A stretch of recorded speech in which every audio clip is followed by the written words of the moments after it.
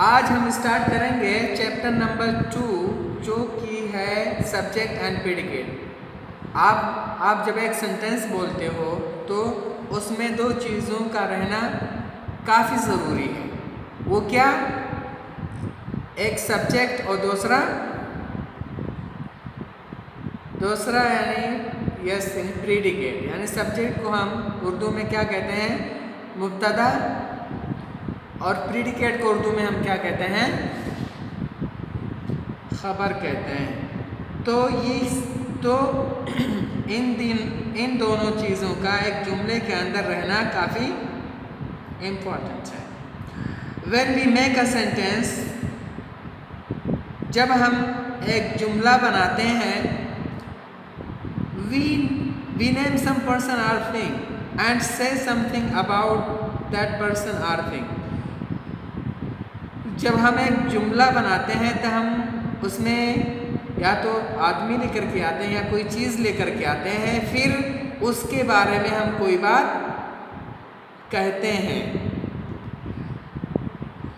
In other words, दूसरे लफ्ज़ों में, we must have a subject to speak about and we must say or predicate something about that subject. दूसरे लफ्ज़ों में आप कह सकते हो कि हमारे पास एक सब्जेक्ट का होना जिसके बारे में हम बोलते हैं वो हमारे पास होना ज़रूरी है। And we must say or predicate something, और हम ज़रूर कोई चीज़ कहते हैं या ख़बर देते हैं एक चीज़ के अबाउट द सब्जेक्ट के ताल्लुक से। Hence every sentence has two parts. तो हमारे पास एक सेंटेंस में दो जुज़ होता है। Number 1, the part which names the person और थिंग। एक वो जुज़ जो आदमी के बारे में या चीज़ के बारे में बतलाता है। वी आर स्पीकिंग अबाउट, जिसके बारे में हम बोल रहे होते हैं, this is called the subject of the sentence, और हम इससे सेंटेंस का सब्जेक्ट कहते हैं। Number 2, the part which tells something about the subject, और वो जुज़ जो किसी चीज़ के बारे में कोई चीज़ बताती हो या सब्जेक्ट के बारे में जो चीज़ हमें बताती हो, this is called the predicate of the sentence. तो हम उसको जुमले का खबर कहते हैं। तो इससे ये बात मालूम हुई कि अगर हम कोई भी बात बोलते हैं तो उसमें दो जुज़ होता है। एक सब्जेक्ट जिसके बारे में हम कोई चीज़ बोलते हैं, और दूसरा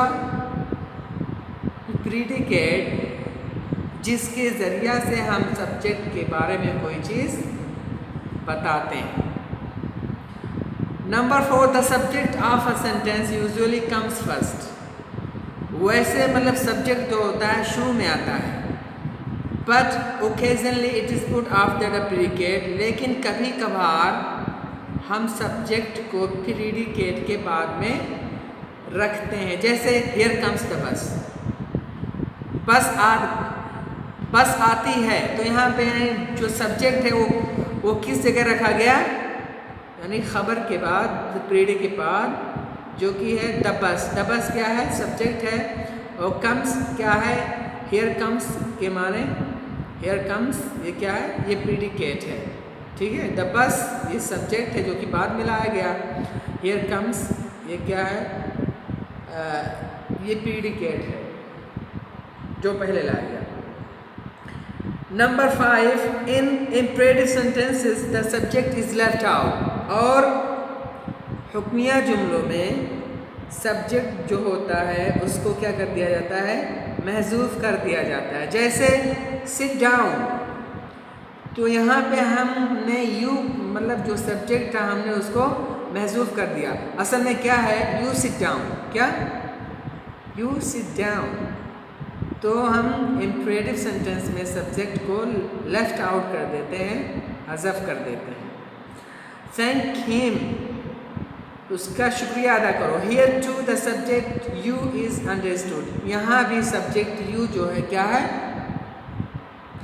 अंडरस्टूड है। तो हमें मतलब इस लेसन से मालूम हुआ कि अगर हम कोई भी जुमला बोलते हैं तो उसमें दो पार्ट का होना लाजमी है, एक सब्जेक्ट दूसरा क्या है, एक सब्जेक्ट दूसरा प्रेडिकेट। और सब्जेक्ट वो होता है जिसके बारे में हम कोई चीज़ कहते हैं, और प्रेडिकेट वो होता है जिसके ज़रिया से हम सब्जेक्ट के बारे में कोई चीज़ बोलते हैं। और सब्जेक्ट जो होता है ये आम तौर से शुरू में आता है, लेकिन कभी कभार सब्जेक्ट जो है ये खबर के बाद में आ जाता है, जैसे कि here comes the bus. Okay, कोई रूल नहीं है, मतलब आप ला सकते हो, ठीक है। हियर कम्स द बस, और तो आप कह सकते हो here comes my friend, here comes my daughter. Okay, मतलब आप सब्जेक्ट को बाद में ला सकते हो, लेकिन ये शाज़ व नादिर है, ठीक है। लेकिन जो मेन कायदा है कि आप शुरू में सब्जेक्ट लेके आओगे, फिर प्रेडिकेट लेके आओगे। उसके बाद यानी हुक्मिया जुमला में आप जो सब्जेक्ट है उसको क्या महजूफ कर देते हैं, ठीक है।